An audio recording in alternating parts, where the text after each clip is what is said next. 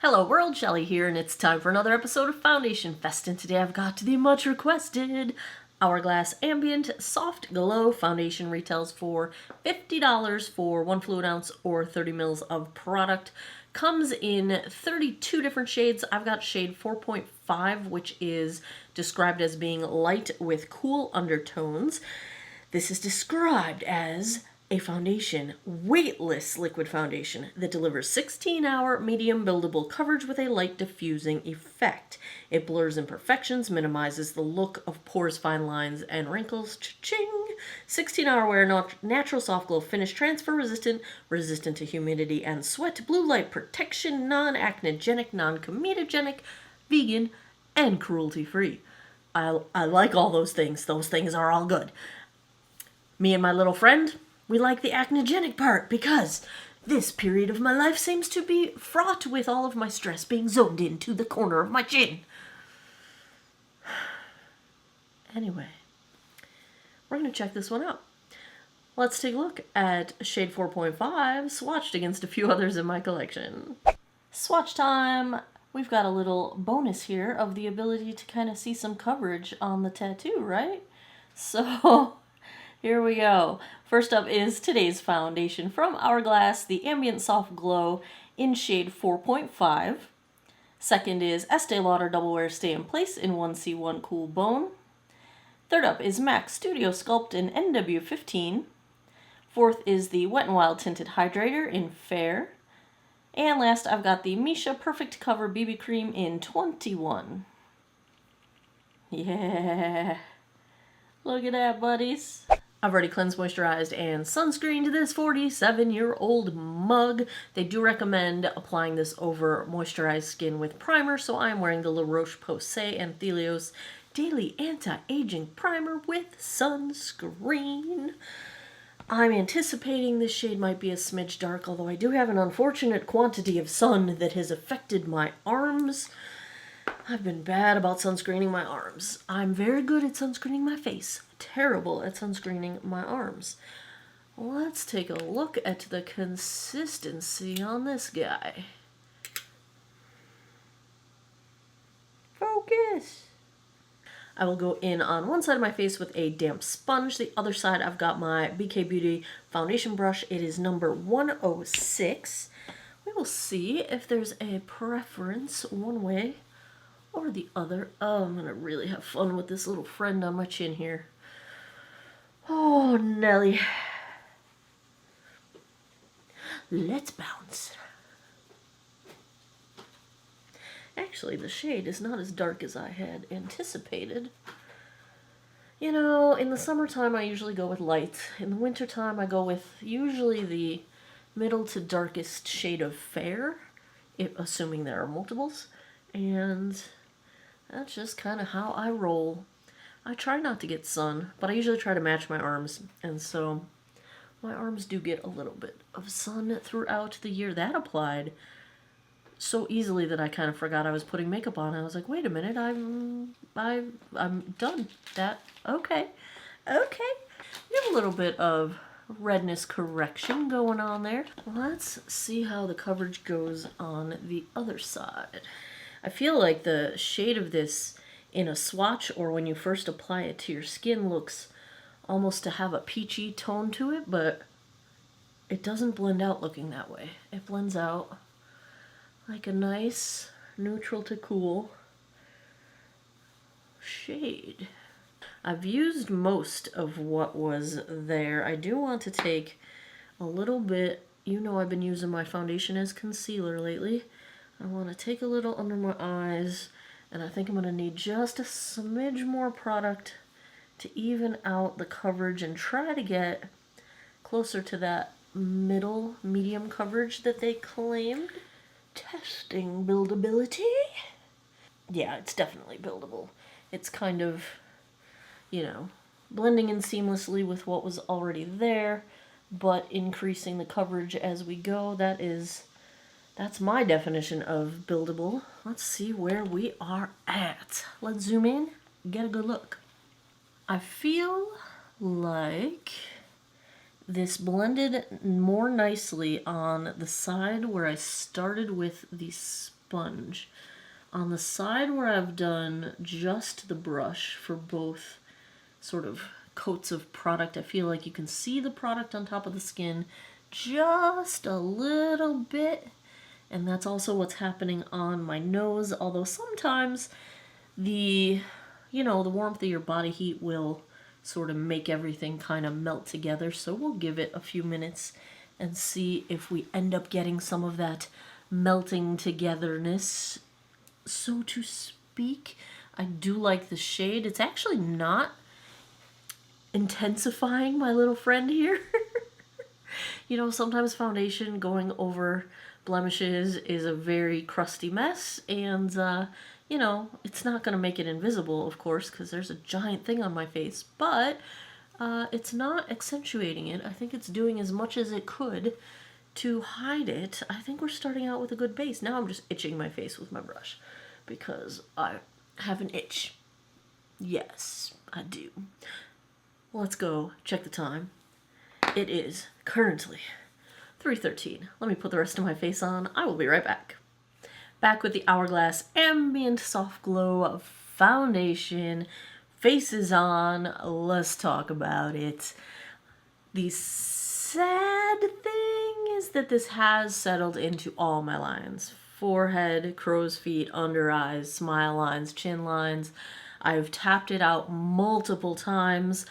Hopefully there's enough product gone now that it won't settle anymore. So that's been a thing. I've been having some settling issues. So otherwise, everything's fine. I had no trouble blending, anything like that. Did not set with powder. I haven't set my foundations with powder for at least a couple of years now. On the rest of my face, no surprises. I'm using my broken Flower Beauty Heat Wave bronzer and the Flower Pots blush in Warm Hibiscus.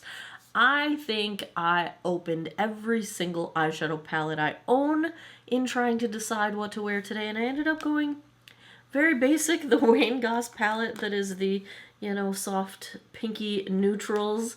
So I didn't get very...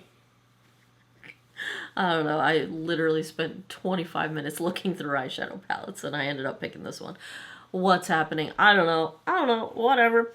Lip is the Color Street VIP, launching next month with their lip liner as well, topped with a smidgy bit of the sort of iridescent lip gloss from e.l.f. It's the Electric Mood with Tiana Major 9.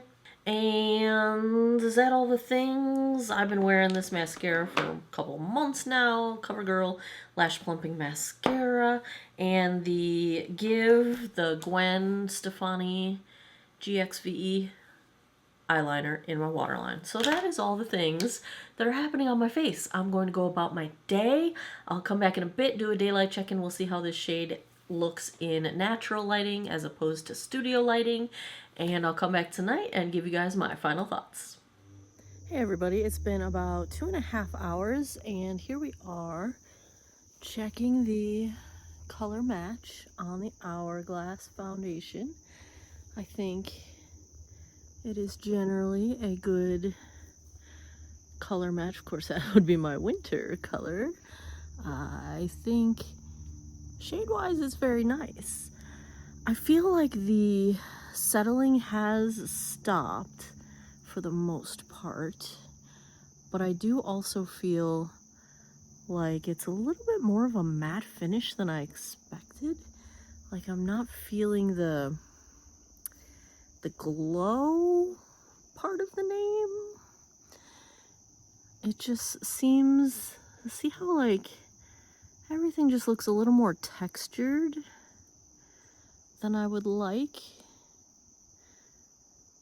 It's not smoothing, and I don't know if my phone will focus, but like I can see a lot of pores going on. Like it's just not the poreless, smooth look I was anticipating from the description.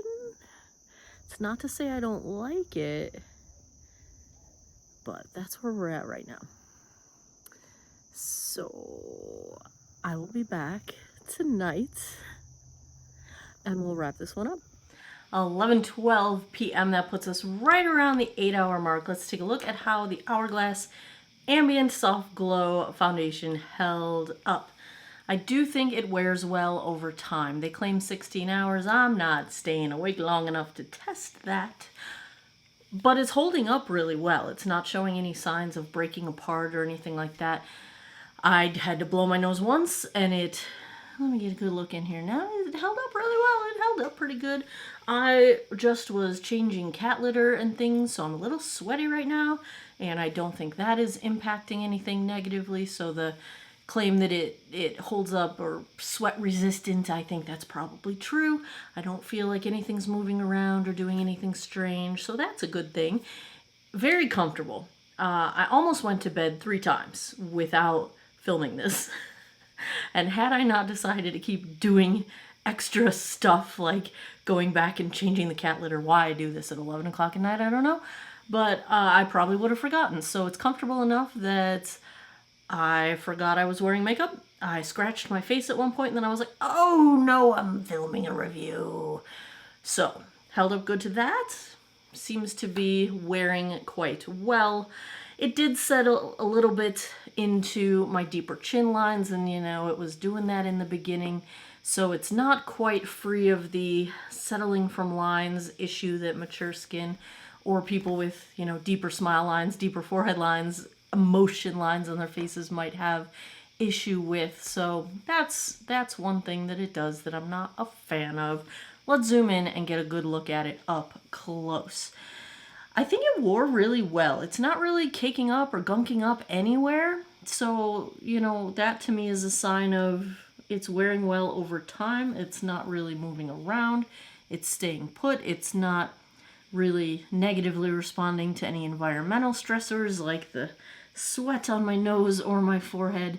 It might be gathering a little bit on the texture in between my eyebrows, but not anything even worth mentioning, really. It's pretty straightforwardly wearing, degrading nicely, and I like that. Blush bronzer are still intact, so I feel like it's holding things in place well enough.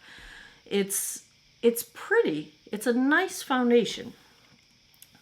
What would I give it for a grade? If I had to give a grade to the Ambient Soft Glow from Hourglass, I'm going to give it a B+. I think the settling in lines, the appearance of it sitting on top of the skin in some spots, you know, those are just things that for it to really be exceptional, it's gotta look like skin. It's gotta be like, oh, your face, but better. And it's really nice. So it's up there. It's above average. It's probably pretty close to an A-, but I'm gonna go B+ because those are a couple areas that I think it could do better in. If you've got dry skin, I think it's perfectly well in terms of hydrating. It's super comfortable. No issues on that front. You know, I am in a humid climate at this time of the year, but I've had no issues whatsoever with it, even clinging to my little friend here who is a flaky mess.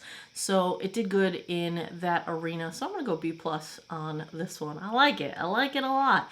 Basically, the way my ratings go, anything B+ and higher is very likely something I wear on a regular basis. Everything in the A range, those are my primo favorites. Those are the best of the best. So that's where we're going to land on this one. That does it for another episode of Foundation Fest.